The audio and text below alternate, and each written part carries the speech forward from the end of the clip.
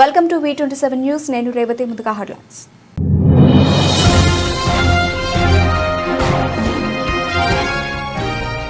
బలపడిన భారత పాస్పోర్ట్ 75వ స్థానానికి జంప్. భారత పాస్పోర్టుతో 56 దేశాలకు వీసా రహిత ప్రయాణం.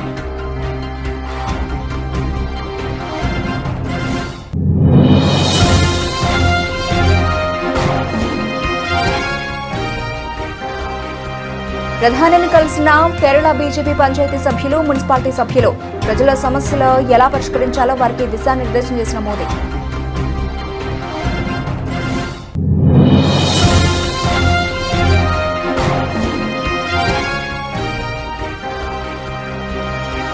డేటా సెంటర్లకు భారతదేశం అత్యంత అనుకూలమైన గమ్యస్థానం వెల్లడించిన కేంద్ర మంత్రి పీయూష్ గోయల్.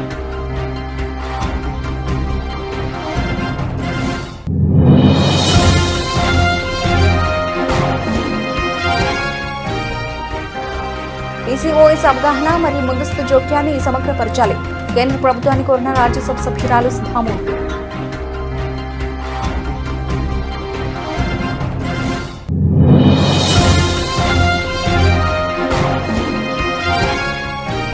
తెలంగాణ కూడా పోరు మొదలైన ఓట్ల లెక్కింపు, సాయంత్రానికి ఫలితాలు, కౌంటింగ్ కేంద్రాల వద్ద పటిష్ట భద్రత, వెబ్ కాస్టింగ్ ద్వారా పర్యవేక్షణ.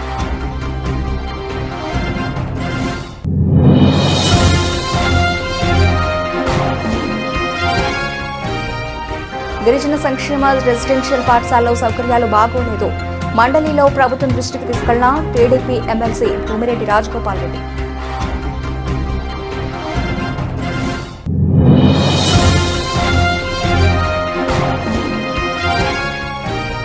అదనంగా సేకరించిన 18 లక్షల మెట్రిక్ టన్నుల ధాన్యాన్ని ఎఫ్సీఐ తీసుకోవాలి. కేంద్ర మంత్రి ప్రహ్లాద్ జోషికి విజ్ఞప్తి చేసిన సీఎం రేవంత్ రెడ్డి.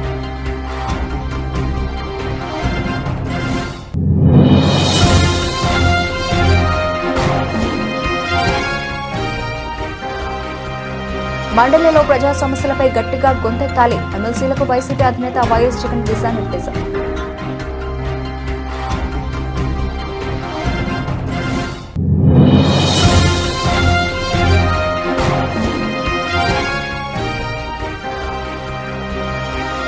కార్పొరేషన్లో ఎన్ని చేసినా హైదరాబాద్ లో కారుతో గెలుపు ధీమా వ్యక్తం చేసిన మాజీ మంత్రి కేటీఆర్.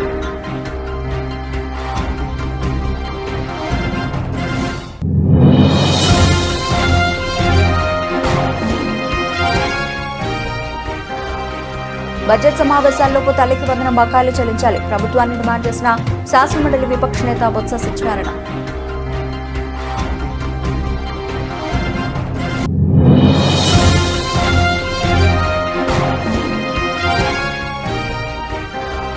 T20 ప్రపంచ కప్లో నమీబియాపై భారత ఘన విజయం. 93 పరుగుల భారీ తేడాతో గెలుపొందిన టీమిండియా.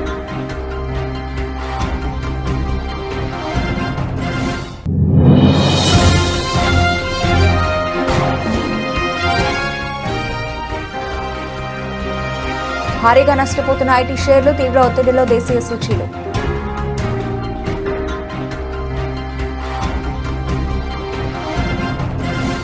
ప్రపంచంలోని అత్యంత శక్తివంతమైన పాస్పోర్ట్ల జాబితాలో భారత్ తన స్థానాన్ని గణనీయంగా మెరుగుపరుచుకుంది.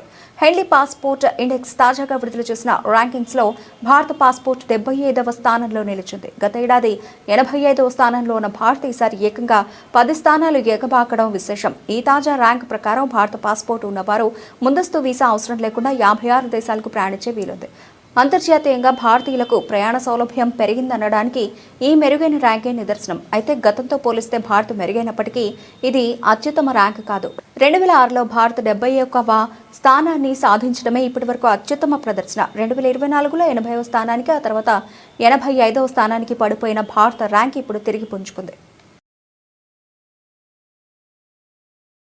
కేరళలో నూతనంగా ఎన్నికైన బీజేపీ పంచాయతీ సభ్యులు, మున్సిపాలిటీ సభ్యులు మరియు ఇతర కార్పొరేషన్ల సభ్యులను ప్రధాని మోదీని కలిశారు. ఇందులో బీజేపీకి చారిత్రాత్మక తీర్పు లభించిందని తిరువనంతపురం కార్పొరేషన్ కూడా ఉంది. విస్తృత శ్రేణి అంశాలపై చర్చించారు. ముఖ్యంగా ప్రజలతో బీజేపీ సంబంధాన్ని మరింతగా పెంచుకోవడం, మన సుపరిపాలన ఎజెండాను మరింతగా పెంచుకోవడం మరియు జీవన సౌలభ్యాన్ని మరింతగా పెంచుకోవడం వంటి అంశాలపై వారితో ప్రధాని చర్చించారు. కేరళ ఎల్డీఎఫ్ యూడీఎఫ్లతో విసిగిపోయి బీజేపీ ఎన్డీఏ వైపు ఎంతో ఆశతో చూస్తోందని స్పష్టంగా తెలుస్తోందని, అందువల్ల బీజేపీ ఎన్డీఏ నుండి ఎన్నికైన సభ్యులు అట్టడుగు స్థాయిలో పనిచేసి ప్రజలు ఎదుర్కొంటున్న సవాళ్లను పరిష్కరించాలని మోదీ దిశానిర్దేశం చేశారు. ముందుగా కేరళ బీజేపీకి ఎన్నికైన ప్రతినిధులతో జరిగిన సమావేశంలో పార్టీని నిర్మించడానికి సంవత్సరాలుగా కృషి చేసిన ప్రతి కార్యకర్తకు నివాళులర్పించారు. వారి నిస్వార్థ ప్రయత్నాల వల్లే తాము రాష్ట్రవ్యాప్తంగా అభివృద్ధి చెందామని మోదీ అన్నారు. రాబోయే కాలంలో కేరళలో బీజేపీ మరింత అభివృద్ధి చెందుతుందని ప్రధాని ఆశాభావం వ్యక్తం చేశారు.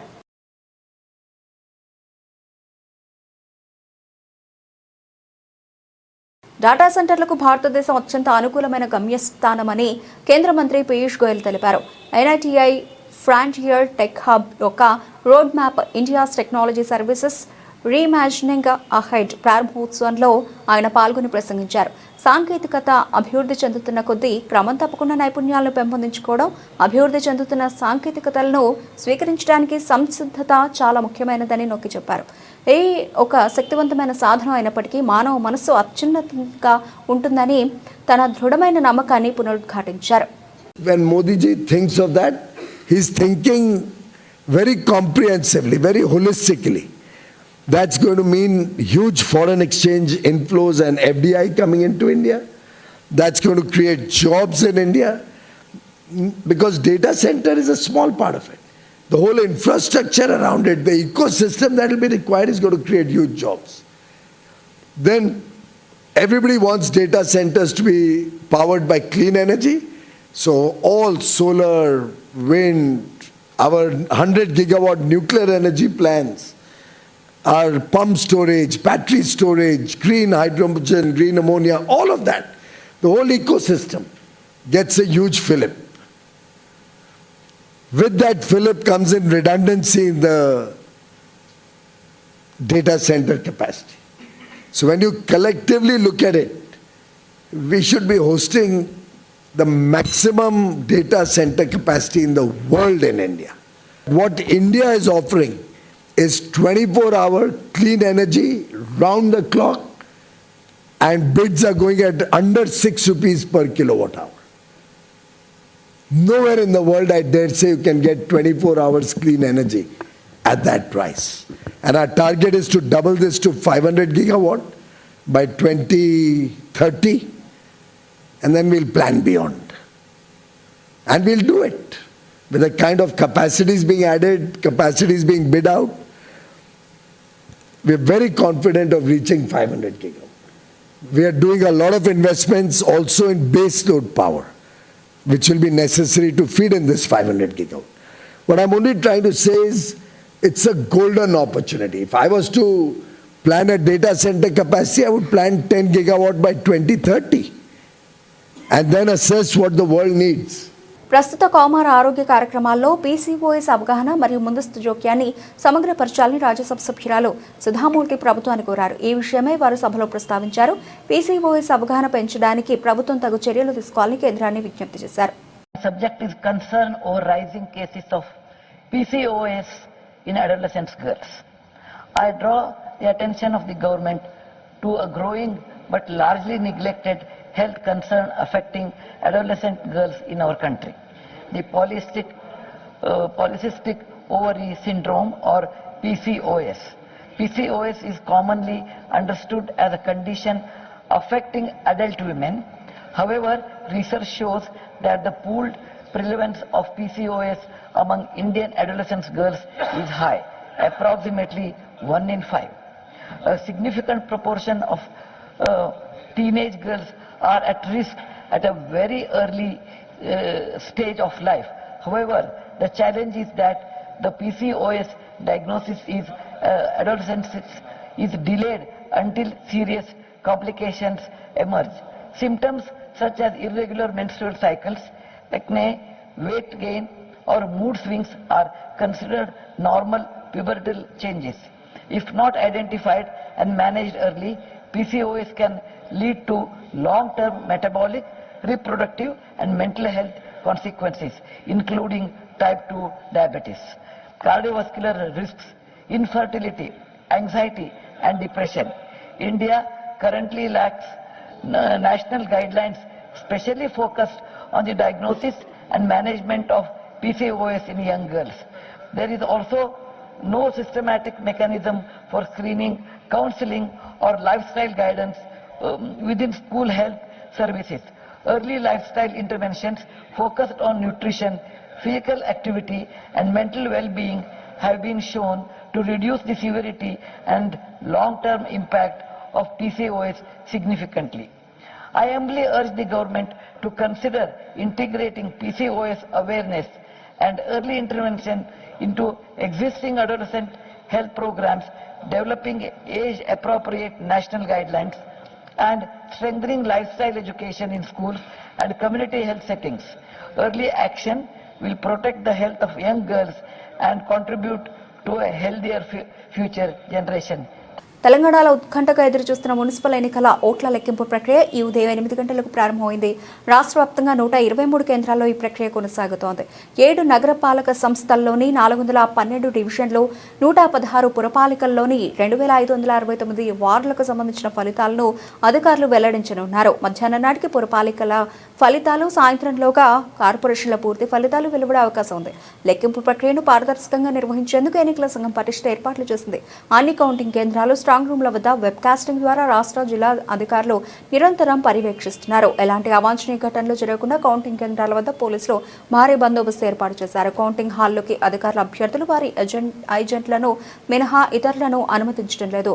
మొబైల్ ఫోన్లు, ఇతర ఎలక్ట్రానిక్ పరికరాలపై నిషేధం విధించారు. నిబంధనల ప్రకారం ముందుగా పోస్టల్ బ్యాలెట్లను లెక్కించి ఆ తర్వాత బ్యాలెట్ బాక్సులను తెరుస్తున్నారు. వార్డుల వారీగా బ్యాలెట్ పత్రాలను డ్రమ్ములో కలిపి ఒక్కో రౌండ్లో 1000 ఓట్ల చొప్పున లెక్కిస్తున్నారు. ప్రతి రౌండ్ తర్వాత ఫలితాలను ప్రకటించి ఏజెంట్ల సంతకాలు తీసుకుంటున్నారు. కరీంనగర్, నిజామాబాద్ వంటి పెద్ద కార్పొరేషన్లలో లెక్కింపు 4 రౌండ్లలో పూర్తి కానుంది. ఈ ఎన్నికల ప్రక్రియ ముగిసిన తర్వాత ఈ నెల 16న కార్పొరేషన్ల మేయర్లు, డిప్యూటీ మేయర్లు, మున్సిపాలిటీల చైర్పర్సన్లు, వైస్ చైర్పర్సన్ల పదవులకు పరోక్ష పద్ధతిలో ఎన్నికలు జరగనున్నాయి. బ్యాలెట్ బాక్స్ ఓపెన్ చేసినప్పుడు ఆ సీట్స్ అన్ని ఒకసారి వెరిఫై చేయండి. వాళ్ళు చూసాక ఓకే అయిన తర్వాత బ్యాలెట్ బాక్స్ ఓపెన్ చేయండి. వాళ్ళ వైపు చూపెట్టి బ్యాలెట్ బాక్స్ ఓపెన్ చేయండి. ప్రతిదీ కూడా ఆ అడ్రస్ ట్యాగ్ ఇది ఉంది, ఈ పోలింగ్ స్టేషన్ వాళ్ళతో ఓకే అనాలి. తర్వాత ఇనిషియల్ కౌంటింగ్ అప్పుడు మాత్రం దయచేసి బ్యాలెట్ పేపర్స్ ఓపెన్ చేయొద్దు. ఇనిషియల్ కౌంటింగ్ 25 బండిల్స్ కట్టండి. 25 బండిల్స్ కట్టిన తర్వాత మీకున్న పోలింగ్ స్టేషన్ లో ఎన్ని ఉన్నాయో అన్ని చూడండి. అర్థమవుతుందండి. ఇనిషియల్ కౌంటింగ్ అప్పుడు బ్యాలెట్ పేపర్ ఓపెన్ చేయొద్దు. దయచేసి గమనించండి. గిరిజన సంక్షేమ రెసిడెన్షియల్ పాఠశాలలో సౌకర్యాలు బాగోలేదని టీడీపీ ఎమ్మెల్సీ భూమిరెడ్డి రామగోపాల్ రెడ్డి శాసనమండలిలో ప్రభుత్వం దృష్టికి తీసుకెళ్లారు. ఈ విషయమై ఆయన మాట్లాడుతూ గిరిజన సంక్షేమ రెసిడెన్షియల్ పాఠశాలలో 2 లీటర్ల పాలను 80 మందికి ఇస్తున్నారని ఆరోపించారు. దీనిపై ప్రభుత్వం దృష్టి సారించి గిరిజన సంక్షేమ రెసిడెన్షియల్ పాఠశాలలో మెరుగైన సౌకర్యాలు కల్పించాలని కోరారు. సంక్షేమ ఆస్తులు, అదేవిధంగా రెసిడెన్షియల్ స్కూల్స్ గిరిజన సంక్షేమ శాఖ ఆధ్వర్యంలో జరుగుతున్నాయి అధ్యక్ష. కానీ వేల కోట్ల రూపాయలు ఆ గిరిజన పిల్లల విద్యాబుద్ధులు నేర్పడానికి, అదేవిధంగా వాళ్ళకు వసతి సౌకర్యాలు కల్పించేదానికి ఖర్చు పెడుతున్నప్పటికీ కింది స్థాయిలో, క్షేత్రస్థాయిలో వాటి అమలులో కొన్ని ఇబ్బందులు జరుగుతున్నాయి అధ్యక్ష. మీ ద్వారా మంత్రి గారికి విజ్ఞప్తి చేసేదానికి అధ్యక్ష, నేను ఇటీవల గిరిజన సంక్షేమ రెసిడెన్షియల్ స్కూల్, అదేవిధంగా గిరిజన సంక్షేమ హాస్టల్ పోయా అధ్యక్ష. ఉదయం 7:30కు పోయా అధ్యక్ష. ఆ రోజు ఆదివారం. ఆ రోజు మెనూలో గుడ్డు పెట్టాల్సి ఉంది అధ్యక్ష. కానీ గుడ్డు లేదు అధ్యక్ష. ఎందుకు గాను గుడ్డు లేదంటే కాంట్రాక్టర్ సరఫరా చేయలేదని చెప్పడం జరిగింది అధ్యక్ష.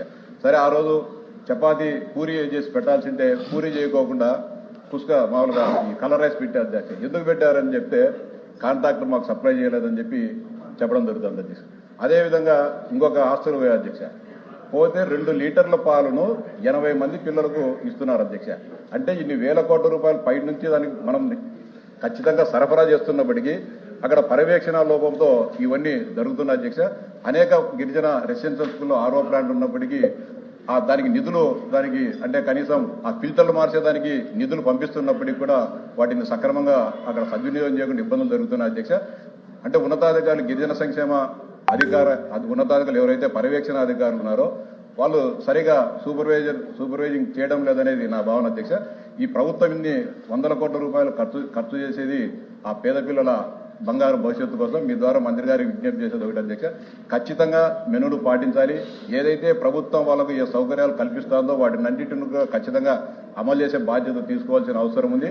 కొన్ని హాస్టల్ వార్డన్స్ కానీ లేకుంటే రెసిడెన్షియల్ స్కూల్ ప్రిన్సిపాల్స్ బాగా ఉండే చోట చాలా బాగా ఉన్నది అధ్యక్ష.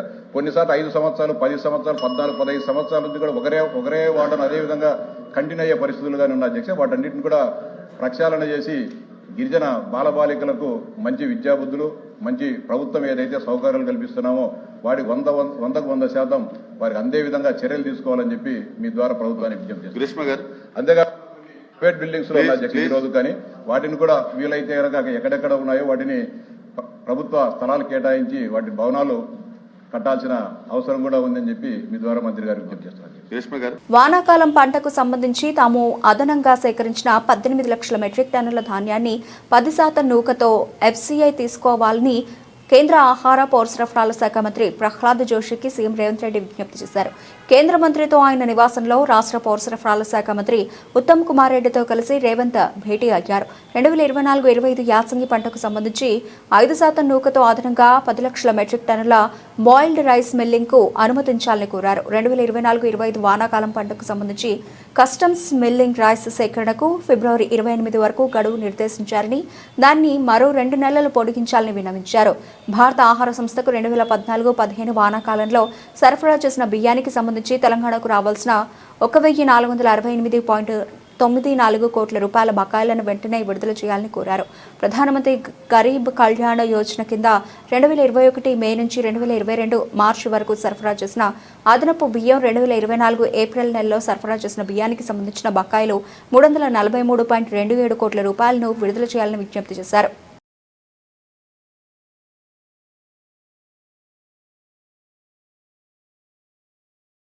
శాసనసభ మండలి బడ్జెట్ సమావేశాల సందర్భంగా వైఎస్ఆర్సీపీ కేంద్ర కార్యాలయంలో పార్టీకి చెందిన ఎమ్మెల్యేలు, ఎమ్మెల్సీలతో మాజీ ముఖ్యమంత్రి, పార్టీ అధ్యక్షుడు వైఎస్ జగన్మోహన్ రెడ్డి సమావేశమయ్యారు. సభలో అనుసరించాల్సిన వ్యూహంపై ఆయన మండలి సభ్యులకు దిశానిర్దేశం చేశారు. ఈ సందర్భంగా ఆయన మాట్లాడుతూ, కౌన్సిల్లో మనకు బలం ఉంది కాబట్టి మనకు మాట్లాడే అవకాశం వస్తుందని, కాబట్టి ప్రజల సమస్యలను గట్టిగా వినిపించే వీలుందని పేర్కొన్నారు. ప్రజలు ఎదుర్కొంటున్న సమస్యలన్నీ మీకు తెలుసు, సబ్జెక్టుల వారీగా పూర్తి అవగాహన పెంచుకోండి సూచించారు. అప్పుడే మనం గట్టిగా మాట్లాడగలం. దేనికైనా మంచి ప్రిపరేషన్ అవసరమని ఎమ్మెల్సీలకు దిశానిర్దేశం చేశారు.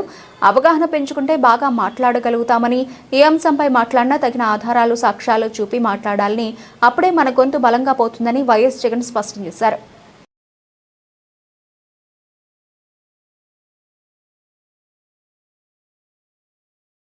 ఎన్ని కార్పొరేషన్లు చేసినా హైదరాబాద్ మహానగరంలో రాబోయే కార్పొరేషన్ ఎన్నికల్లో ఎగిరేది మాత్రం ఖచ్చితంగా గులాబీ జెండాయేనని బీఆర్ఎస్ వర్కింగ్ ప్రెసిడెంట్ కె తారక రామారావు ధీమా వ్యక్తం చేశారు.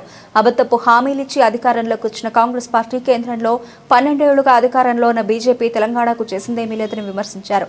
పూజకు పనికిరాని పువ్వు బీజేపీ అని ఎద్దేవా చేశారు. వెట్టి పనికైనా మట్టి పనికైనా ఇంటోడు ఉండాలని పెద్దలు చెప్తారని, అందుకే ఈ రాష్ట్రానికి బీఆర్ఎస్ మాత్రమే శ్రీరామ రక్ష అని స్పష్టం చేశారు. శేర్లింగంపల్లిలో నిజానికి పార్టీ ఇవాళ అద్భుతంగా ఉన్నది. ఏ డివిజన్ కా డివిజన్ 24 డివిజన్లలో ఏ డివిజన్ కా డివిజన్లో ఇలా పోటీ వాతావరణం ఉన్నది. నేను కొట్లాడతా అని చెప్పి ఇలా నాయకులు ఒకరితోనొకరు కొట్లాడుతూ ఉన్నారు.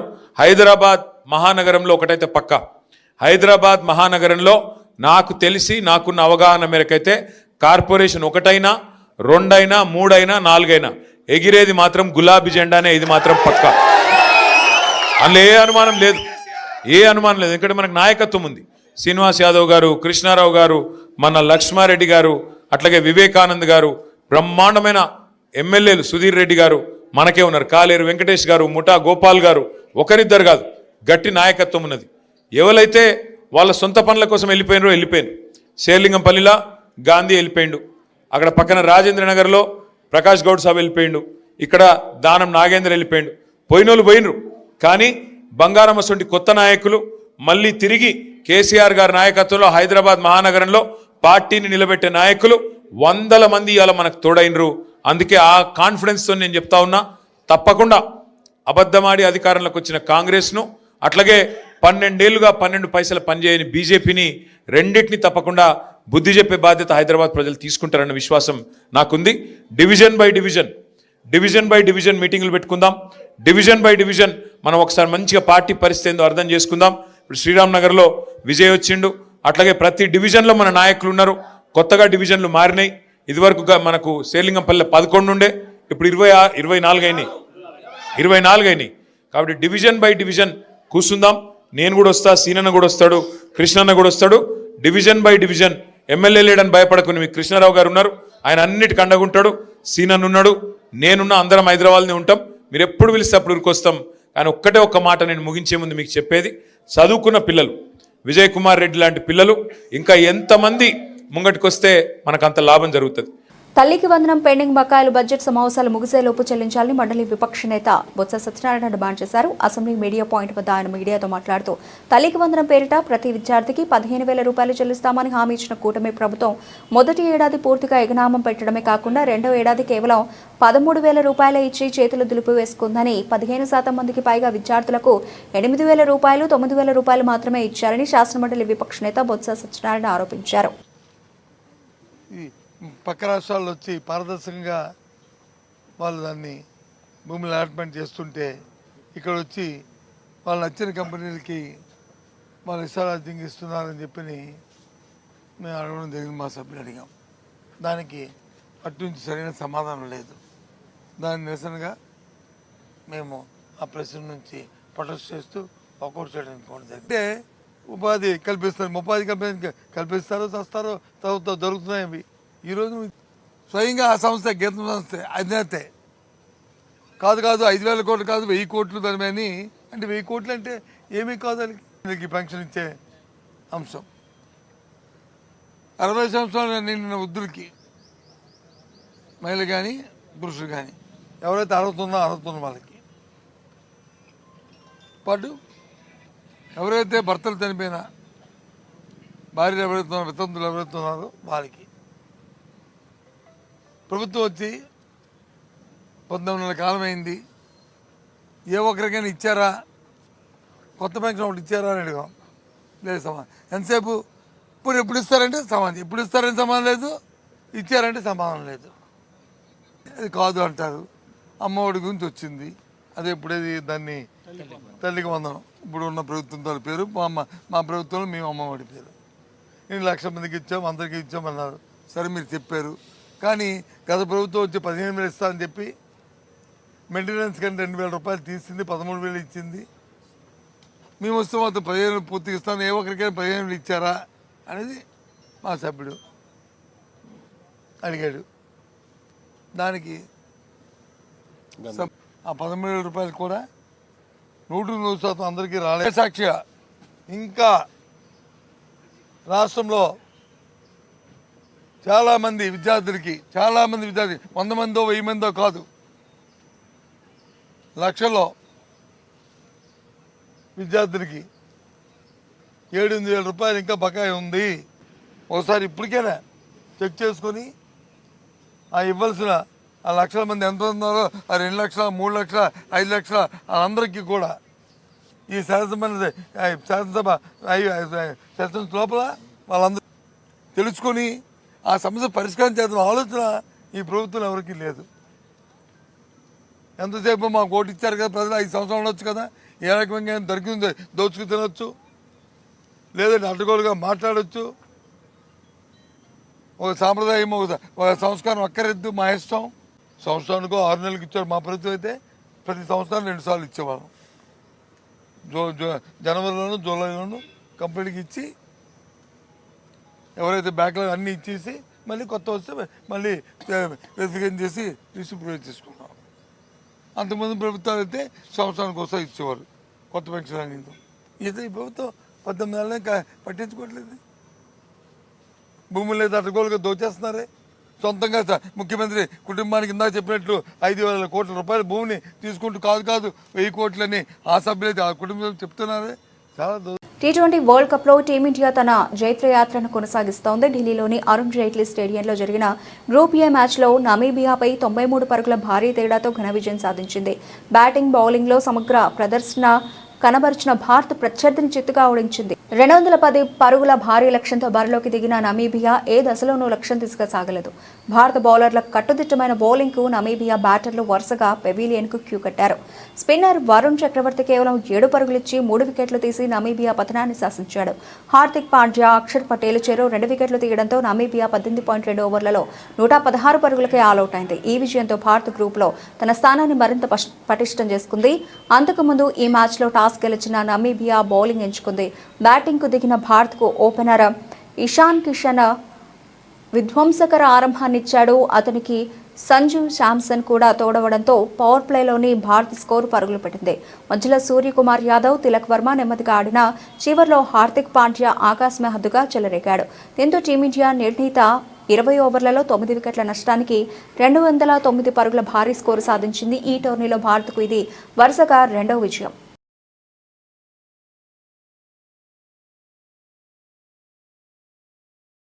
ఆర్టిఫిషియల్ ఇంటెలిజెన్స్తో ఐటీ రంగం తీవ్ర పోటీ ఎదుర్కొంటోందంటూ విడుదలైన రిపోర్టు ప్రతికూలంగా మారింది. ఈ రిపోర్టుతో ఐటీ సెక్టర్ అమ్మకాల ఒత్తిడిని ఎదుర్కొంటోంది. ఐటీ రంగంలోని హెవీ వెయిట్ షేర్లలో అమ్మకాలు ఓవరాల్గా స్టాక్ మార్కెట్పై ప్రతికూల ప్రభావం చూపిస్తున్నాయి. దీంతో ప్రస్తుత సెన్సెక్స్, నిఫ్టీ భారీ నష్టాల్లో కదలాడుతున్నాయి. నిఫ్టీ మిడ్ క్యాప్ ఇండెక్స్ కూడా భారీ నష్టాల్లో ఉంది. గత సెషన్ ముగింపుతో పోల్చుకుంటే శుక్రవారం ఉదయం దాదాపు 700 పాయింట్ల నష్టంతో మొదలైన సెన్సెక్స్ ఆ తర్వాత మరింత కిందకు వెళ్లింది. ఏ దిశలోనూ లాభాల్లోకి రాలేదు. ఐటీ సెక్టర్ 1% పైగా నష్టపోయింది. ప్రస్తుతం ఉదయం 10 గంటల 15 నిమిషాల సమయంలో సెన్సెక్స్ 876 పాయింట్ల నష్టంతో 82,798 వద్ద కొనసాగుతోంది. మరోవైపు నిఫ్టీ కూడా సెన్సెక్స్ బాటలోనే కదలాడుతోంది. ప్రస్తుతం 286 పాయింట్ల నష్టంతో 25,520 వద్ద కదలాడుతోంది.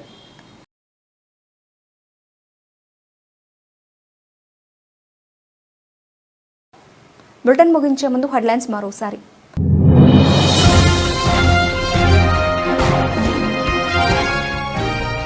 బలపడిన భారత పాస్పోర్ట్ 75వ స్థానానికి జంప్. భారత పాస్పోర్టుతో 56 దేశాలకు వీసా రహిత ప్రయాణం.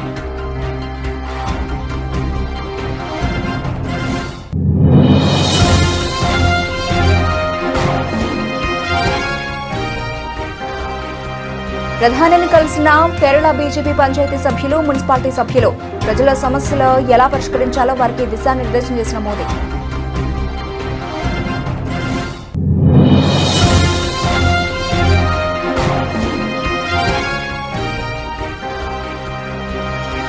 డాటా సెంటర్లకు భారతదేశం అత్యంత అనుకూలమైన గమ్యస్థానం వెల్లడించిన కేంద్ర మంత్రి పీయూష్ గోయల్.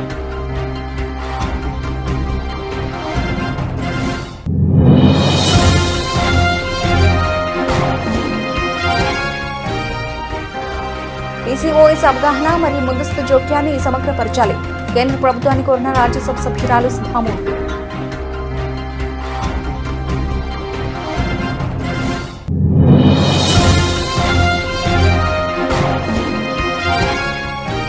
తెలంగాణ పూర్ మొదలైన ఓట్ల లెక్కింపు. సాయంత్రానికి ఫలితాలు. కౌంటింగ్ కేంద్రాల వద్ద పటిష్ట భద్రత, వెబ్ కాస్టింగ్ ద్వారా పర్యవేక్షణ.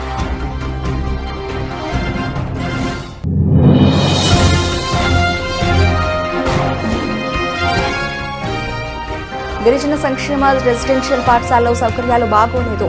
మండలిలో ప్రభుత్వం దృష్టికి తీసుకెళ్లిన టీడీపీ ఎమ్మెల్సీ భూమిరెడ్డి రాజగోపాల్ రెడ్డి.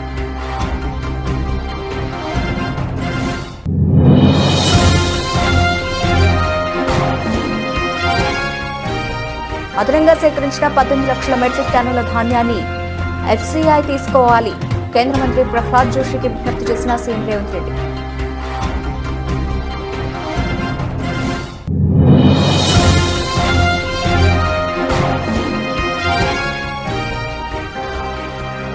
మండలిలో ప్రజా సమస్యలపై గట్టిగా గొంతెత్తాలి. ఎమ్మెల్సీలకు వైసీపీ అధినేత వైఎస్ జగన్ దిశానిర్దేశం.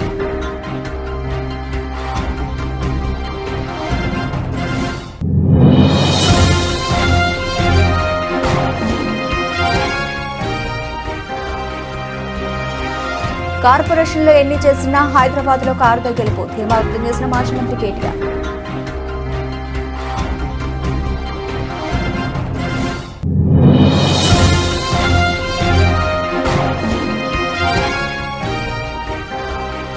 బడ్జెట్ సమావేశాల్లోపు తల్లికి వందనం బకాయిలు చెల్లించాలి. ప్రభుత్వాన్ని డిమాండ్ చేసిన శాసనమండలి విపక్ష నేత బొత్స సత్యనారాయణ.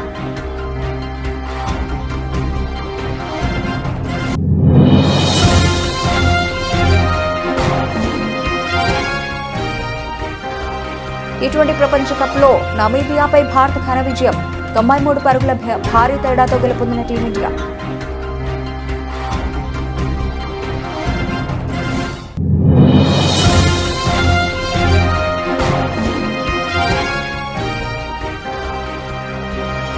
భారీగా నష్టపోతున్న ఐటీ షేర్లు, తీవ్ర ఒత్తిడిలో దేశీయ సూచీలు.